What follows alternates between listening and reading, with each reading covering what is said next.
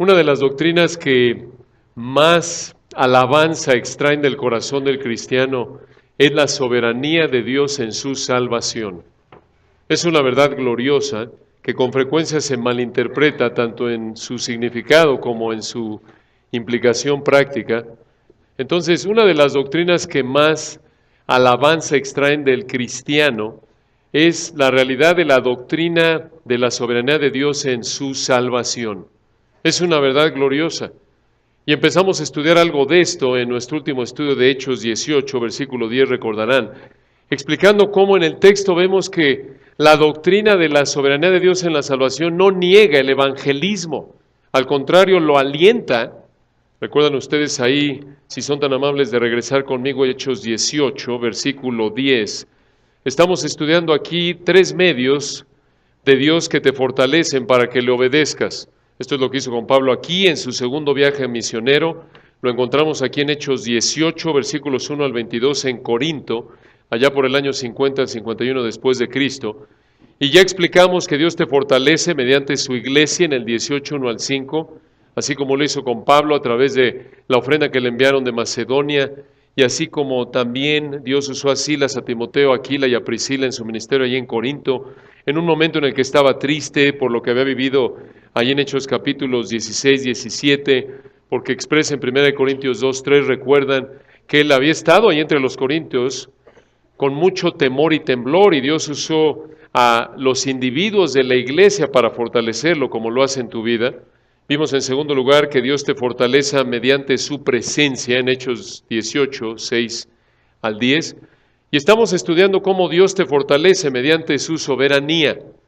Retomando aquí nuestro texto en el versículo 9, Dios está de nuevo buscando animar al apóstol y siendo apóstol, Dios en su gracia le aparece de manera directa y le dice en Hechos 18, 9, entonces el Señor dijo a Pablo en visión de noche, no temas, sino habla y no calles. Esto es, predica, Pablo.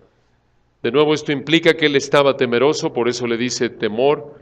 Versículo 10, por eso sabemos que tenía temor, por eso lo anime. Le dice, predica, Pablo, versículo 10, porque yo estoy contigo. No solo por el hecho de que era omnipresente, no solo porque el Espíritu de Dios moraba en él, como en todo cristiano, sino hablamos de que Dios estaba con él de manera en particular, bendiciendo su ministerio ahí. Y añade al final del 10, y ninguno pondrá sobre ti la mano para hacerte mal, porque yo tengo mucho pueblo en esta ciudad. En otras palabras, habían elegidos en Corinto a quienes Dios iba a salvar a través de la predicación de Pablo, a lo cual manda a Pablo hacer al decirle en el 9, no temas, sino habla y no calles. Pablo tenía que predicar para que los elegidos para salvación en Corinto oyeran y entonces creyeran y fueran salvos. Y vimos varios textos que apuntaban a esto. Es un tema tan importante que vamos a ver dos textos más y ver este tema de la soberanía de Dios en la salvación en Hechos, porque aunque no es un libro doctrinal Hechos, sino narrativo, solo describe, recuerdan ustedes, el nacimiento y el crecimiento de la iglesia, es muy importante ver cómo aquí el Espíritu de Dios a lo largo de Hechos remarca una y otra vez a través de Lucas, el escritor, la soberanía de Dios en la salvación. Entonces, aunque ya hablamos en profundidad de cómo la elección no excluye la necesidad de predicar, veamos dos textos más acerca de este punto de cómo debemos predicar, necesitamos predicar para que los elegidos oigan y se arrepientan y entonces crean. Acompáñenme a 2 de Tesalonicenses 2. 2 de Tesalonicenses 2, un texto hermoso. Este texto, en lo que llegan ahí a 2 de Tesalonicenses 2, versículo 13, lo escuché predicado en una ocasión por un pastor, hablando de la biografía de un cristiano. Es un texto hermoso. Este texto describe la vida de todo creyente en tres etapas, observen. 2 de Tesalonicenses 2, 13 y 14. Aquí vemos la vida de un cristiano desde el punto de vista de la eternidad pasada, en su elección, desde el punto de vista de su eternidad presente en la salvación y desde el punto de vista de su eternidad futura en su glorificación. en 2 versículos la mente infinita, sabia de Dios, expresa estas verdades que abarcan la eternidad de un cristiano, desde la eternidad pasada hasta la eternidad futura. Obsérvenlo en 2 de Tesalonicenses 2:13. Pablo les dice a estos creyentes, recuerdan que tenían varios errores, esta es una epístola pastoral, y les dice en 2 de Tesalonicenses 2:13, pero nosotros debemos dar siempre gracias a Dios respecto a vosotros, hermanos amados por el Señor. Noten, eso es lo que eres, amado por el Señor. Es un privilegio, esto no solo se aplica a los tesalonicenses, sino a todo creyente. Amado por el Señor, noten, y noten que les dice hermanos, ya son creyentes, pero noten, versículo 13, que ese amor del Señor hacia ellos y hacia todo creyente no comenzó en el momento que se convirtieron, sino noten desde cuándo comenzó, versículo 13, de que Dios os haya escogido desde el principio para salvación, mediante la santificación por el Espíritu y la fe en la verdad. Noten qué declaración. Dios a los tesalonicenses y a ti como creyente y a todo creyente genuino, te ha amado, te ha elegido para salvación. ¿Desde cuándo? Versículo 13, el principio. ¿El principio de qué? Del mundo, desde antes de la fundación del mundo, Efesios 1:3. Según nos escogió en Él, desde la fundación del mundo.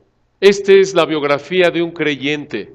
Es amado por Dios, Dios lo escoge para salvación desde la eternidad pasada.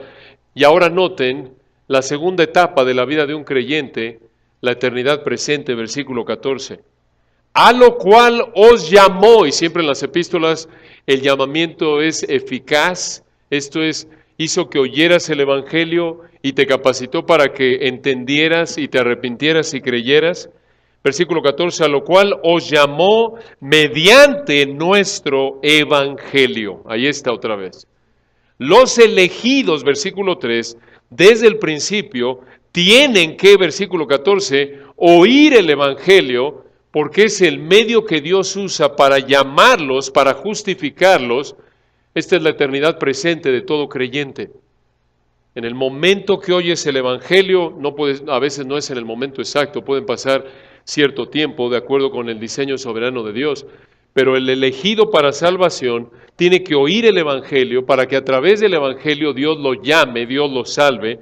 Esta es la eternidad presente de todo creyente, esta es tu vida, y entras en un proceso de santificación progresiva en donde, conforme, como oraba hace un momento Gavino, conforme obedeces más, pecas menos. Eso es crecimiento espiritual, y eso demanda disciplina, estar estudiando y sometiéndote a la palabra. Entonces, un creyente, lo vemos aquí desde la eternidad pasada, versículo 13, elegido. En la eternidad presente, versículo 14, llamado a salvación mediante el Evangelio. Y observen la eternidad futura de un creyente, a la mitad del 14, para alcanzar la gloria de nuestro Señor Jesucristo. ¡Qué declaración! Esto es, Dios te destinó, versículo 13, si eres un verdadero creyente, desde el principio, para que, versículo 14, en el futuro alcanzaras la gloria de nuestro Señor Jesucristo. ¿Qué significa eso? El cielo, la eternidad de gozo con Dios, de consuelo. Es una verdad bárbara. Y otra vez noten aquí, es la misma verdad que encontramos en Hechos 18, 9 y 10. Dios llama a los elegidos a través del Evangelio. Y Pablo, note, no solo lo reitera aquí en 2 de Tesalonicenses, sino una vez más, acompáñenme a 2 de Timoteo. Allá adelante, pasen por 1 de Timoteo y llegan a 2 de Timoteo. Y observen aquí dos textos, versículo 9. Y de nuevo, noten el énfasis, como, aunque ya lo dijimos en nuestro último estudio, Dios elige para salvación independientemente de algún factor externo a Él. No es porque vio tu fe a lo largo de la historia en el futuro y en base a tu fe Él te escogió, no. Eso sería salvación por obras. Eso no es lo que enseña la Biblia. 2 de Timoteo, noten capítulo 1, versículo 8, recuerden, esta es la última carta que Pablo escribe a Timoteo. Eso lo sabemos, recuerdan, porque en el 4:6 le dice, porque yo ya estoy para ser sacrificado y el tiempo de mi partida está cercano. Estoy por morir, Timoteo. Él sabía que no iba a librarse de ese segundo encarcelamiento. Y escribiendo aquí alrededor del 66 al 67, después de Cristo, unos 36, 37 años después de la muerte y resurrección de nuestro Señor, ya el apóstol sabía que le quedaba poco tiempo y esperamos, cuando alguien va a morir, no va a hablar de cosas triviales, particularmente cuando le está pasando la estafeta a su amado discípulo. Está hablando de cosas serias y una de las cosas que le dice, noten, aparentemente Timoteo se estaba avergonzando, acobardando por la persecución y Pablo le dice en 2 de Timoteo 1:8, por tanto, esto es, debido a que versículo 7 no nos ha dado Dios espíritu de cobardía, sino de poder, de amor y de dominio propio, versículo 8, por tanto, debido a eso, no te avergüences de dar testimonio de nuestro Señor, ni de mí, preso suyo. ¿Por qué preso? Porque cuando le escribe esta carta, Pablo a Timoteo estaba en la cárcel. No te avergüences, Pablo le dice a Timoteo, de dar testimonio de nuestro Señor, ni de mí, preso suyo, sino participa de las aflicciones por el Evangelio según el poder de Dios. Escuchen esto, quien, hablando de Dios, nos salvó y llamó con llamamiento santo, no conforme a nuestras obras. Noten, esa salvación, ese llamado a salvación, no depende de nosotros, sino, noten de qué depende que Dios te salva como creyente, versículo 9, sino según el propósito suyo y la gracia que nos fue dada en Cristo Jesús. ¿Cuándo? Antes de los tiempos, de los siglos. Otra vez, es debido a que Dios te eligió antes de los tiempos de los siglos, que versículo 9 te salvó y te llamó, no conforme a tus obras, sino de nuevo en base a ese propósito, esa elección que a su discreción perfecta y soberana, independientemente de cualquier obra externa a Él, cualquier obra humana, Él tomó la decisión y te salvó. Nota en versículo 9, lo remarca, según el propósito suyo y la gracia. Gracia es favor, ¿qué? Inmerecido. Si esa idea errónea fuera real de que Dios ve al futuro y te salvó en base a lo que harías, eso no sería gracia, porque entonces te lo merecerías porque tomaste la decisión correcta, ¿no es cierto? Pero no, es gracia que Dios destinó para sus elegidos en Cristo Jesús, esto es, a través o en base a su vida y obra perfecta en la cruz, antes de los tiempos de los siglos. Pablo entendía esto, y por eso noten lo que dice allá adelante, un texto más, capítulo 2, versículos 8 al 10, segunda de Timoteo 2, observen el versículo 8. Pablo le vuelve a decir a Timoteo aquí, acuérdate de Jesucristo, del linaje de David, resucitado de los muertos conforme a mi evangelio. Escuchen esto, versículo 9, en el cual, esto es en el evangelio, sufro penalidades hasta prisiones a modo de malhechor. Esto es, me están tratando como si fuera un malhechor, pero es por causa del evangelio, no porque merezco estar ahí. Versículo 9 al final, mas la palabra de Dios no está presa. Qué declaración, a pesar de que el predicador estaba encarcelado, la palabra de Dios no estaba confinada, seguía siendo predicada por otros, seguía dando frutos según la soberanía de Dios. Y a la luz de esto, Pablo dice, versículo 10, por tanto, escuchen esto, todo lo soporto por amor de los escogidos, para que ellos también obtengan la salvación que es en Cristo Jesús con gloria eterna. En otras palabras, Pablo dice, la implicación del versículo 10, hay escogidos que todavía no son salvos, versículo 9, que necesitan oír la palabra, y por ello, versículo 10, todo lo soporto por amor a los escogidos. Estoy dispuesto a estar injustamente en la cárcel por predicar la palabra, porque amo a los escogidos, y quiero que oigan el evangelio, porque solo a través del evangelio se van a salvar, y por ello no importa si yo padezco. ¿Se dan cuenta? La elección soberana de Dios, en lugar de apagar la motivación de Pablo, el empuje por evangelizar, más allá de apagarlo, lo avivó inclusive al grado que dijo, ¿sabes qué? Yo estoy dispuesto aún a sufrir. Versículo 9, versículo 10, por amor a los escogidos, para que ellos al oír el evangelio, versículo 10, obtengan la salvación que es en Cristo Jesús. ¡Qué declaración! Y esto de nuevo debe motivarte a evangelizar, igual que fue la intención del Señor al decirle a Pablo, regresando a Hechos 18, versículo 9, no temas, Pablo, sino habla y no calles, predica, porque versículo 10, yo estoy contigo, y ninguno pondrá sobre ti la mano para hacerte mal, porque yo tengo mucho pueblo en esta ciudad. Predica, Pablo, predica, porque va a haber gente que se va a salvar a través de tu predicación, personas que elegí desde antes de la fundación del mundo, y a pesar de la oposición que estés enfrentando, no va a impedir que se salven los elegidos a través de tu predicación, porque ese es mi diseño soberano. De nuevo, aquí volvemos a ver en Hechos 18:10, esta verdad de la soberanía de Dios en la salvación. A lo largo del libro de Hechos, ¿lo recuerdan? Comenzando ahí en el capítulo 2, acompáñenme, veamos brevemente de manera panorámica este tema de la soberanía de Dios en la salvación a lo largo de Hechos. Hechos 2. Recuerden que aquí en el contexto Pedro está predicando a esos judíos que se estaban burlando de ellos porque decían que estaban borrachos. De acuerdo con Hechos 2:13 les explica lo que pasó ahí porque están hablando en otros idiomas. De acuerdo con Hechos 2, versículo 8. Y les predica, y noten cómo concluye, versículo 36, en Hechos 2:36, ahí en Pentecostés. Aquí estamos, recuerdan, a aproximadamente unos 20 años antes.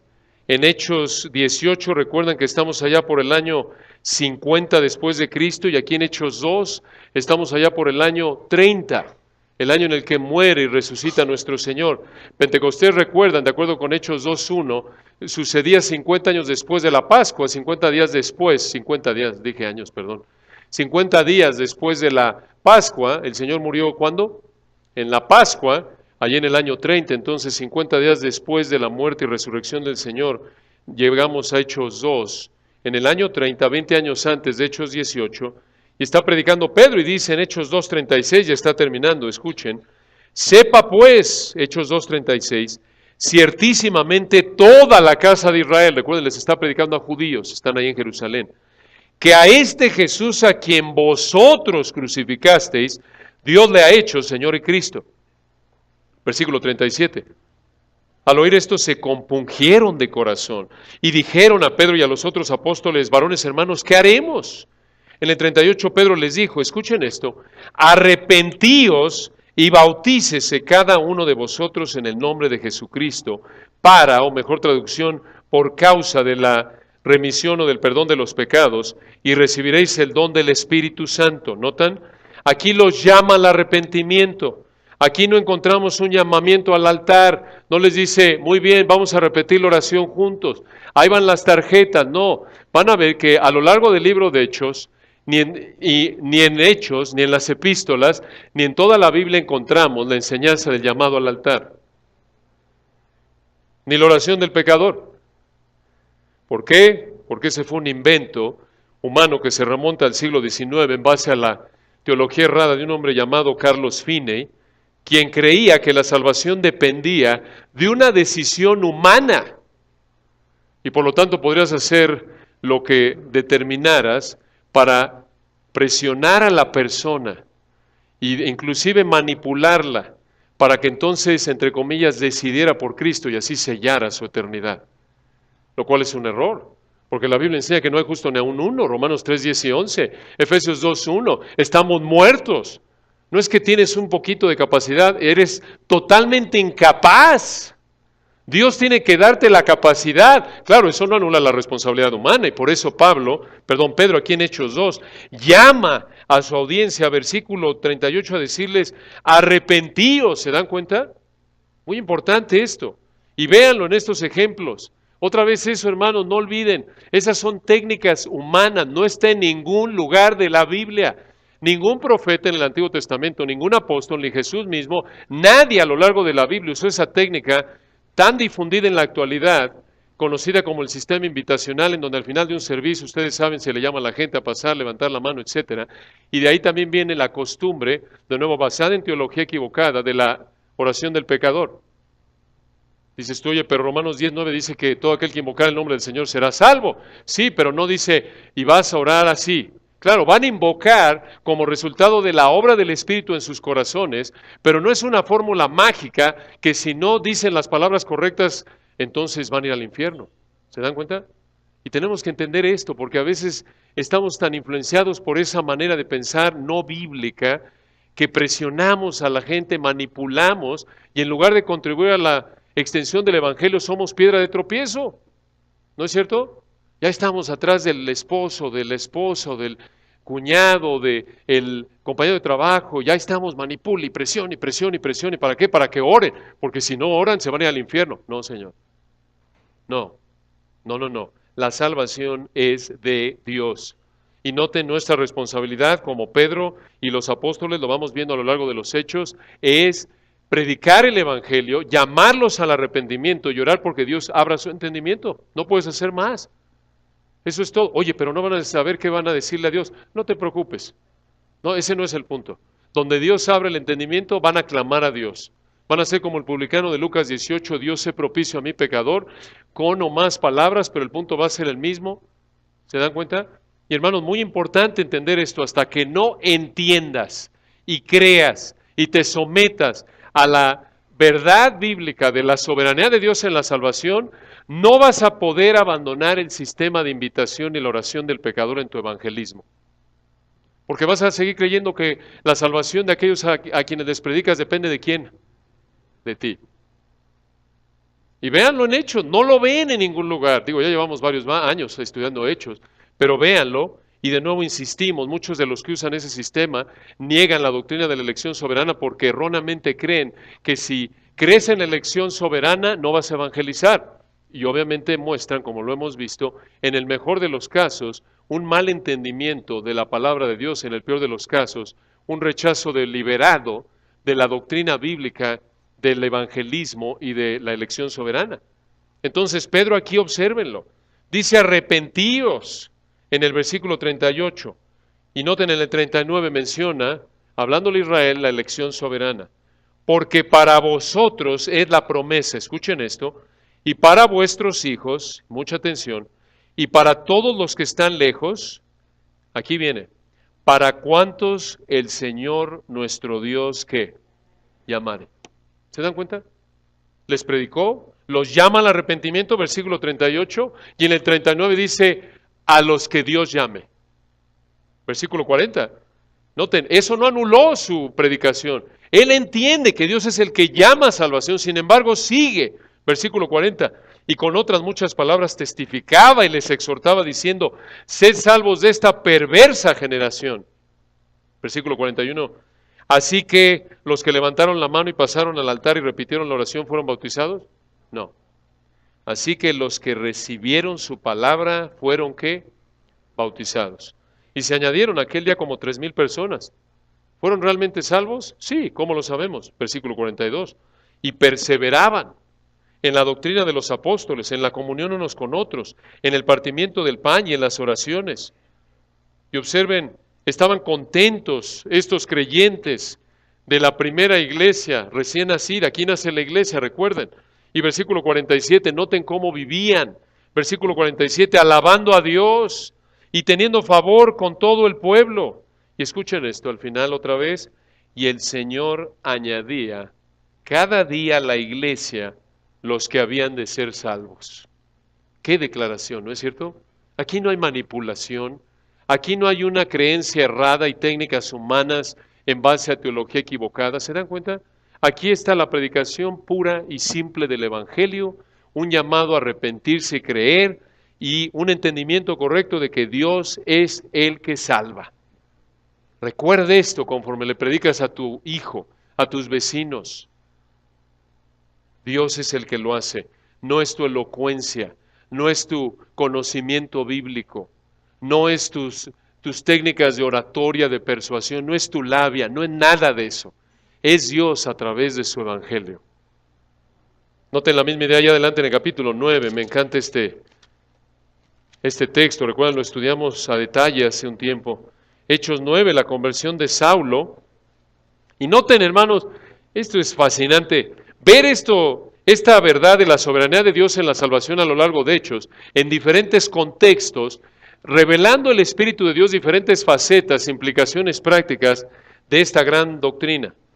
Hechos 9, versículo 15, recuerdan que le dice, este es el Señor hablándole a Ananías y le dice acerca de Saulo, a quien salvó al principio del capítulo 9, Hechos 9, 15, el Señor le dijo, porque recuerden, estaba preocupado Ananías por ir con Saulo, porque dice en Hechos 9, 13, entonces Ananías respondió, Señor, he oído de muchos acerca de este hombre, cuántos males he hecho a tus santos en Jerusalén, versículo 14, y aún aquí tiene autoridad de los principales sacerdotes para prender a todos los que invocan tu nombre. ¿Se acuerdan? Esto lo vemos allá al principio del capítulo 9, observen. 9:1, Saulo, respirando una amenaza y muerte contra los discípulos del Señor, vino al sumo sacerdote, versículo 2, y le pidió cartas para las sinagogas de Damasco, a fin de que se hallase algunos hombres o mujeres de este camino, los trajese presos a Jerusalén. Versículo 3, mas yendo por el camino, ¿va a buscar al Señor? No, va a atacar al Señor a los cristianos. Saulo está aquí en el punto de su vida más lejano de Cristo, ¿se dan cuenta? Saulo aquí, hasta el versículo 3, ejemplifica la verdad de Romanos 3, 10 y 11. No hay justo ni aun uno, no hay quien entienda, no hay quien ¿qué? Busque a Dios. Él no está buscando a Cristo, él está buscando destruir a Cristo, ¿no es cierto? Versículo 3, mas yendo por el camino aconteció que al llegar cerca de Damasco, repentinamente le rodeó un resplandor de luz en el cielo. Versículo 4, y cayendo en tierra oyó una voz que le decía, Saulo, Saulo, ¿por qué me persigues? En el 5 él dijo, ¿quién eres, Señor? Y él dijo, yo soy Jesús a quien tú persigues. Dura cosa te es dar coces contra el aguijón. Versículo 6, él temblando y temeroso dijo, Señor, ¿qué quieres que yo haga? Etcétera. ¿El Señor convirtió a Saulo cuando Saulo estaba buscando al Señor? No, absolutamente. Entonces, ¿por qué el Señor, en este momento de la vida de Saulo, cuando está mostrando una hostilidad intensa, el Señor, ¿por qué toma la iniciativa de buscar a Saulo y transformar su corazón? Versículo 15. Le dice el Señor a Ananías, ve, hablando de Saulo, porque instrumento escogido me es para llevar mi nombre en presencia de los gentiles y de reyes y de los hijos de Israel. ¿Por qué el Señor salvó a Saulo cuando Saulo no buscaba al Señor? Porque el Señor lo escogió desde antes de la fundación del mundo y escogió salvarlo en este momento. ¿Se dan cuenta otra vez de la gracia soberana, electiva, desde antes de la fundación del mundo de Dios? ¿Merecía Saulo que Dios lo salvara y lo usara para predicar el Evangelio? No, claro que no. ¿Merecemos alguno de nosotros que Dios nos salve? No. Entonces, ¿por qué salvó a Saulo? ¿Por qué te salvó a ti? Porque te eligió. Porque versículo 15, porque eres instrumento escogido. De nuevo, hermanos, esto corrobora esa hermosa verdad de 1 de Juan 4:19. Recuerdan, nosotros le amamos a Él porque Él nos amó primero. Así tiene que ser. ¿No es cierto? De lo contrario, no le amaríamos. Porque no hay quien entienda, no hay quien busque a Dios. Todos somos como Saulo. Quizás no lo expresamos a ese nivel, pero en nuestro corazón, sin Cristo, estamos corriendo lo más rápido que podemos del Dios verdadero y del Evangelio verdadero. Podemos llegar a ser muy religiosos como Saulo. Recuerden, aquí Saulo no era un borracho, drogadicto, sí. ¿Estaba entregado a las drogas? No, era celoso por las tradiciones de sus padres. ¿Recuerdan? De acuerdo con Filipenses 3. Él creía que le estaba haciendo un favor al judaísmo, al buscar exterminar al cristianismo, el cual veía como una plaga. ¿Se dan cuenta? Este es un recordatorio, hermanos. Somos totalmente incapaces de venir a Dios por nosotros mismos. Dios nos tiene que buscar. No te engañes, esto es el caso para toda persona, incluyendo tu bebito de 1 año, tu chiquitín de 5 años.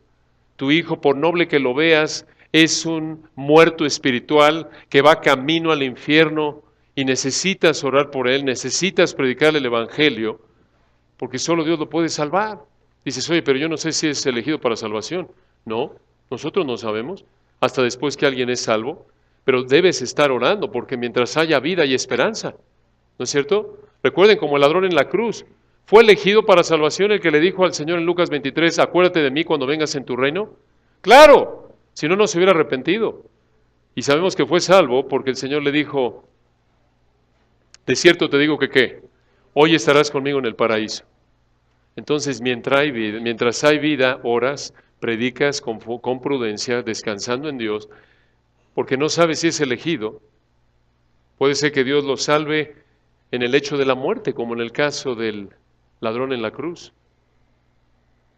Gran verdad. Noten allá adelante en Hechos 11, otra vez se reitera la salvación soberana de Dios. Ya hemos estudiado esto a detalle, simplemente viendo el énfasis del Espíritu de Dios a lo largo de Hechos en este tema.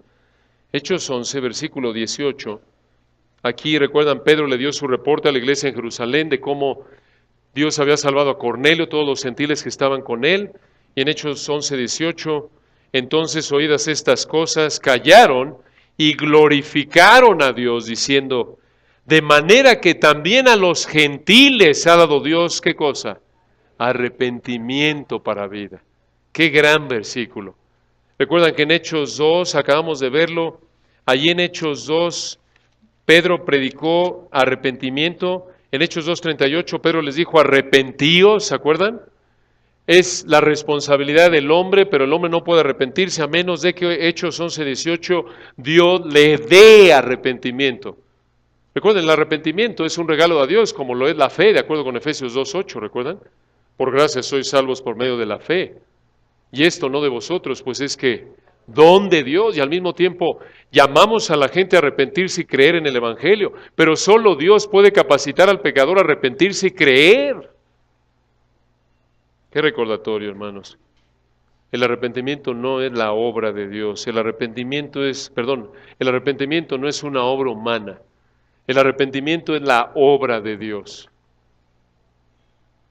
Noten allá adelante en el capítulo 13, en el primer viaje misionero de Pablo, Hechos 13, recuerdan qué declaración, la estudiamos a profundidad. Hechos 13:48, los gentiles, oyendo esto, se regocijaban y glorificaban la palabra del Señor. Y creyeron, noten otra vez, todos los que repitieron la oración del pecador, los que fueron llamados al altar, no, creyeron todos los que estaban ordenados para vida eterna. Esos son los únicos que creen. Así tiene que ser, porque por nosotros no podemos ni queremos. Recuerden Juan 6:44, ninguno puede venir a mí si el Padre que me envió no le trajere. El Señor nos tiene que traer a Él. Y noten, por cierto, la respuesta apropiada, cuando entienden la soberanía de Dios, versículo allá atrás en Hechos 11:18, debería haberlo mencionado, regresen ahí por un momento. Cuando la iglesia en Jerusalén oye que los gentiles recibieron la palabra, noten lo que dice en versículo 18, entonces oídas estas cosas, callaron y qué cosa, glorificaron a Dios diciendo, de manera que también a los gentiles ha dado Dios arrepentimiento para la vida. Esa es la intención, toda la gloria es de ¿quién? De Dios. Nos motiva a alabar a Dios cuando vemos que Él salva a alguien, cuando vemos que Él nos salva, ¿no es cierto? Así debe ser. Por eso dice, no por obras, Efesios 2:9, para que nadie que se gloríe. La gloria no es para nosotros. No es 99% Dios y 1% el hombre, no. Recuerda, como lo decía Toño hace algunos años atrás, lo único con lo que contribuyes a tu salvación es con tu pecado, punto. Eso es todo. Eso es todo. Dios te tiene que capacitar para arrepentirte y para creer. Sí, entra ahí tu responsabilidad de arrepentirte y creer. Sí, Dios salva por medio de la fe, pero es por la capacidad que Dios te da. Dios tiene que darte la fe, Dios tiene que darte el arrepentimiento. Sí lo ejerces, claro, pero es por la gracia de Dios, porque Él te capacita a hacerlo. Allá adelante noten, en Hechos 15, versículo 7, seguimos hablando de esta gloriosa verdad de la soberanía de Dios en la salvación y véanlo desde diferentes ángulos aquí en Hechos tan rico. Recuerdan que estamos en el concilio de Jerusalén, se reúnen los apóstoles, los ancianos, porque algunos decían que tenían que circuncidarse para ser salvos. Y noten, en Hechos 15:6 se reunieron los apóstoles y los ancianos para conocer de este asunto. Y noten de nuevo a Pedro. Y después de mucha discusión, versículo 7, Pedro se levantó y les dijo, varones hermanos, vosotros sabéis cómo ya hace algún tiempo que Dios escogió que los gentiles oyesen por mi boca la palabra del Evangelio y creyesen. Noten qué declaración. Pedro dice que Dios muestra su soberanía en la salvación aquí en 3 ángulos, versículo 7, en 3 áreas. Varones hermanos, vosotros sabéis cómo ya hace algún tiempo que, escuchen esto, Dios escogió 3 cosas. Dios escogió, número 1, que los gentiles oyesen. Dios determina quién oye. Número 2, Dios escogió que los gentiles oyesen por mi boca la palabra del Evangelio. Dios no solo decide, Dios no solo escoge quién oye, sino a través de quién oye, en este caso Pedro. Y número 3, noten al final, Dios escogió que los gentiles, 1, oyesen, 2, por mi boca la palabra del Evangelio, y 3, ¿qué cosa? Creyesen. Noten qué verdad. Dios escoge quién oye, a través de quién oye, y si cree o no el que oye. ¿Se dan cuenta? Qué alivio, ¿no es cierto, hermanos? De tal manera que cada vez que alguien oye la palabra de Dios es una cita divinamente agendada. En este momento, Dios escogió que ustedes oigan este sermón por mi boca y que oramos, que Él escoja, que todos se arrepientan, si no es salvo alguien, y los que son salvos que todos crezcan espiritualmente. Pero se dan cuenta qué alivio para todos como creyentes cuando enseñamos, predicamos el Evangelio. ¿De quién es la obra? De Dios. Dios es el que agenda las citas, por así decirlo. Dios dijo en este caso, Pedro, te voy a colocar para que oigan, quiero que los gentiles oigan y crean. ¿Se dan cuenta? Descansamos en Él. Descansamos en Él. No tenemos que forzar las cosas en el sentido de manipulación. No tenemos que caer en una manipulación, en pecado, en afanarnos. Dios está en control. Claro, cumplimos con nuestra responsabilidad, porque otra vez ya vimos, noten de nuevo el equilibrio aquí. Dios, dice Pedro en el versículo 7, escogió que los gentiles oyesen por mi boca el Evangelio. En otras palabras, ¿el qué? Se cayó y dijo, Dios, sálvalos, no voy a decir nada porque eres soberano. Tú sálvalos porque eres soberano, abre su entendimiento, yo no voy a decir nada. No, ¿qué hizo? Predicó el Evangelio. Y a través del Evangelio, como lo hemos estudiado, Dios salvó a aquellos a quienes Él escogió. Allá adelante noten, en el capítulo 16, ya en el segundo viaje misionero, recuerdan, estuvimos ahí con Pablo en Filipos, Hechos 16, 14, Pablo está predicando, y noten otra vez este énfasis, y otra vez noten, hermanos, este punto que vemos en Hechos 18:10 reiterado una y otra vez. Sí hay elegidos, pero Dios salva a los elegidos a través de la predicación del Evangelio mediante seres humanos. Lo vemos aquí en Hechos 16, versículo 13, noten el contexto, están en Filipos, y en Hechos 16, 13, y un día de reposo salimos fuera de la puerta, junto al río, donde solía hacerse la oración, y sentándonos, hablamos a las mujeres que se habían reunido. Otra vez, ¿notan? El aspecto de responsabilidad, el instrumento que Dios usa, les están hablando a las mujeres, obvio, no les están hablando del clima, la implicación aquí es que les están hablando ¿de qué? Del Evangelio. Versículo 14, en ese contexto noten, versículo 13, no lo pierdan de vista, hablamos a las mujeres que se habían reunido, y en el 14 entonces una mujer llamada Lidia, vendedora de púrpura de la, de la ciudad de Teatira, que adoraba a Dios, estaba, ¿qué cosa? Oyendo. ¿Oyendo qué? Al final del 13, lo que ellos les estaban diciendo, que era el Evangelio. Y noten, Lidia estaba oyendo, y noten la última frase del 14, y el Señor abrió el corazón de ella. Esto es, Dios la capacitó para entender y creer, para que estuviese atenta a lo que Pablo decía. Qué verdad, ¿no es cierto? Vemos que Pablo otra vez manipuló la situación. No, él solo ¿qué hizo? Habló. Noten qué consuelo, ¿no es cierto? Y qué motivación debe ser esta para que si realmente conoces a Cristo lo alabes, porque es por gracia únicamente. Y como cristiano recuerda, no tienes que echar mano de métodos motivacionales o emocionales o sentimentales. Hay como muchos de estos impostores en la tele que gritan y manotean y intimidan a la audiencia, ¿no es cierto? Y la gente está temblando, sí, no me voy a pegar ahí el predicador porque qué bárbaro, se ve que está bastante enojado. No, No necesitamos de esas técnicas y trucos baratos humanos, no. Nuestra preocupación, nuestra responsabilidad debe ser lo más claro posible en nuestra presentación, en nuestra enseñanza, en nuestra predicación de la palabra de Dios. Dios es el que hace la obra. Esto nos lleva entonces a Hechos 18:10, mismo punto, ya lo dijimos. Pablo entonces es mandado por el Señor en el versículo 9. Le dice el Señor, no temas, sino habla y no calles. Predica, Pablo, porque 10, yo estoy contigo, y ninguno pondrá sobre ti la mano para hacerte mal, porque yo tengo mucho pueblo, hay muchos elegidos en esta ciudad. Y a la luz de esto observe cómo responde Pablo, versículo 11. Y se detuvo allí 1 año, 6 meses, ¿haciendo qué? Enseñándoles la palabra de Dios. Pablo obedeció el mandato del versículo 9 a no temer, sino hablar y no callarse. Pablo fue animado, es la implicación, por lo que Dios le dijo en el versículo 10, que había muchos elegidos, y por eso Pablo, versículo 11, se detuvo allí 1 año y 6 meses enseñándoles la palabra de Dios. Corinto fue la primera ciudad donde Pablo estuvo por un tiempo prolongado, 1 año y medio. Y noten en versículo 12, no todo fue color de rosa.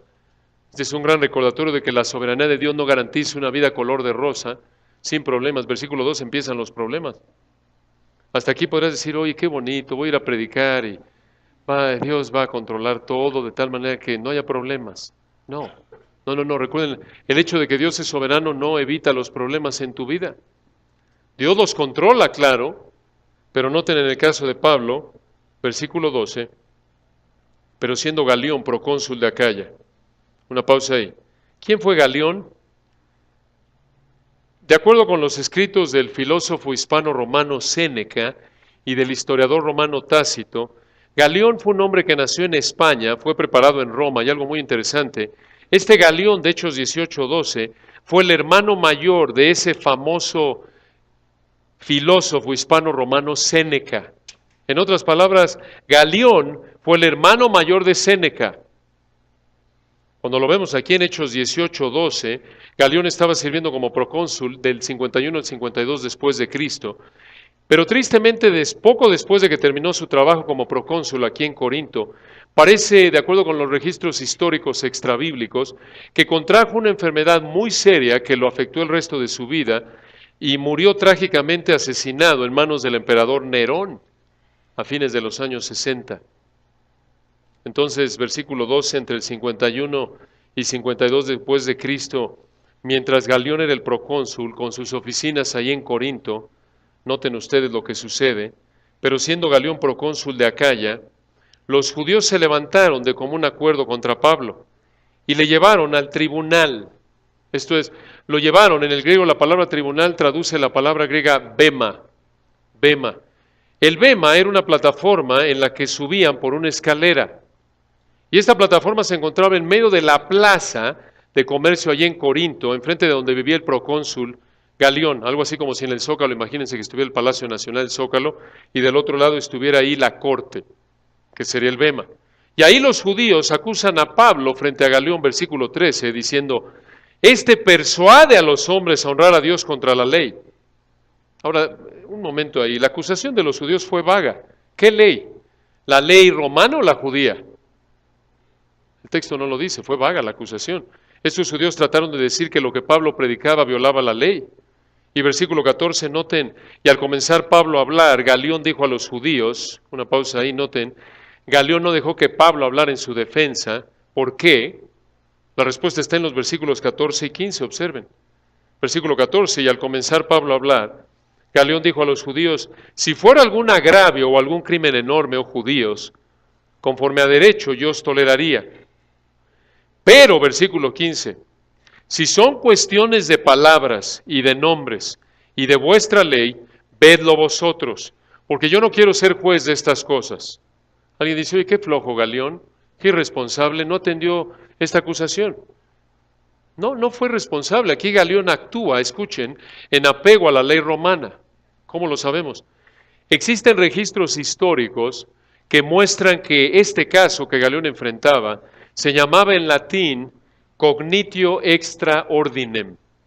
Cognitio extra ordinem. Probablemente algunos de ustedes, hermanos abogados, han estudiado esto. Tenemos varios en la iglesia. Que era un caso de cognitio extraordinario. Era un caso en el que no había una violación clara de la ley romana y por lo tanto el juez tenía la prerrogativa de decidir si tomaba el caso o lo descartaba. Y eso es exactamente lo que enfrenta Galión aquí.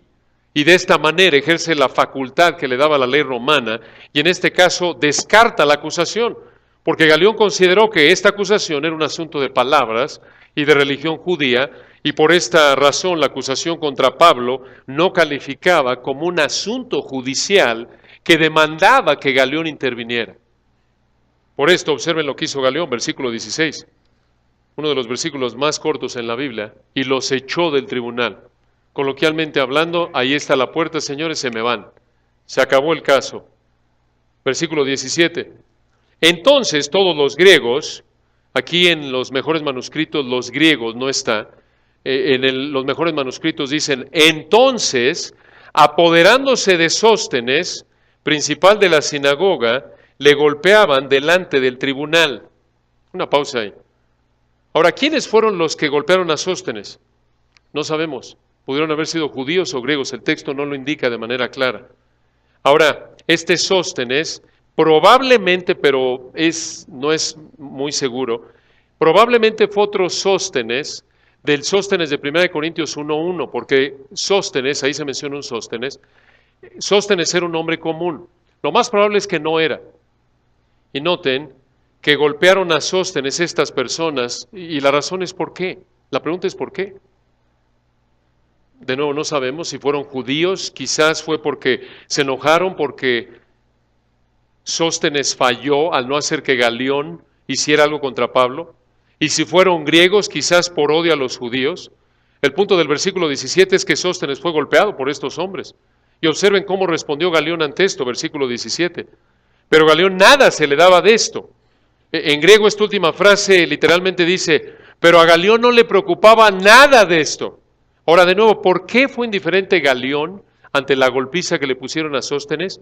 Bueno, por lo que vemos en su respuesta en los versículos 14 y 15, parece que fue porque no quiso meterse en lo que él consideró que era un asunto religioso judío. Pero escuchen, la actitud de Galión hacia esto refleja algo muy importante y con esto terminamos por hoy. En la soberanía de Dios, escuchen esto, Galión no quiso meter la mano en este asunto, lo cual ayudó al progreso del Evangelio. Porque si se hubiera metido y hubiera considerado culpable a Pablo, esto habría establecido un precedente legal y por lo tanto habría estorbado seriamente el progreso del Evangelio en el mundo romano. Y noten, hasta aquí, como lo vemos en el resto del pasaje, continuaremos la semana próxima, si Dios quiere, estamos viendo cómo Dios está cumpliendo lo que le dijo a Pablo en el versículo 9 y 10. Véanlo ahí para terminar. Entonces el Señor dijo a Pablo en visión de noche, antes de que pasara esto de Galión, no temas, sino habla y no calles. Esto es predica, versículo 10. Porque yo estoy contigo y ninguno pondrá sobre ti la mano para hacerte mal. Porque yo tengo mucho pueblo en esta ciudad y así pasó aquí. En la soberanía de Dios, Galión no tocó a Pablo. Dios cumplió su promesa en el versículo 10 de que ninguno iba a poner la mano sobre él para hacerle mal. ¿Se dan cuenta? ¿Por qué? Porque versículo 10 al final Dios había escogido que los escogidos ahí en Corinto para salvación oyeran el Evangelio a través de Pablo y vinieran a los pies de Cristo. Y noten ustedes qué verdad, cuando Dios determina que un escogido escuche el Evangelio a través de alguien, en un momento específico y crea, no hay nada, ni nadie que pueda impedir ese propósito, ni siquiera una autoridad civil como Galión. Esto debe animarte. Tenemos un Dios soberano y debemos descansar en Él y ser fieles en cumplir con nuestra responsabilidad. Oremos. Padre, gracias por el privilegio que nos diste hoy de abrir tu palabra. Verdades tan ricas, tan confortantes, Padre. Gracias, gracias por esta verdad gloriosa de que tú has elegido a los tuyos para salvación desde antes de la fundación del mundo. Gracias porque tú escoges a quién usar para que tus elegidos escuchen el Evangelio, lo crean. Gracias, Padre, por habernos dado el privilegio en esta mañana de oír tu palabra. Reconocemos, como dice tu palabra, que cada oportunidad que tenemos de oírla es porque tú escogiste que lo oyéramos. Gracias porque tú escoges a través de quién oímos y cómo respondemos. Y al mismo tiempo reconocemos que somos responsables de responder en obediencia. Oramos, Padre, porque todos respondamos como tus hijos en alabanza, en adoración a ti, en confianza, en dependencia a ti, al predicar el Evangelio conforme das oportunidades, al orar por los que no te conocen, recordando que no sabemos quién es elegido. Y si alguien en esta mañana no te conoce, Padre, que tu Espíritu lo traiga a ti, que abra su entendimiento para que vea la necesidad que tiene de venir a Cristo, que es un esclavo al pecado, esclavo a su orgullo, esclavo a sus pasiones, y que necesita desesperadamente correr a Cristo porque se encuentra al borde de una eternidad de tormento. Oramos que tu Espíritu lo traiga a ti mismo, que clame a ti en arrepentimiento y fe, creyendo que solo en la cruz tú trataste a Cristo como si hubiera cometido los pecados de todos los que creen en Él, para que a través de la fe nos trataras como si hubiéramos vivido la vida perfecta de Cristo y así tener acceso a la gloria. Y todo esto de nuevo por tu gracia, únicamente para tu gloria. Te damos gracias en Cristo Jesús. Amén.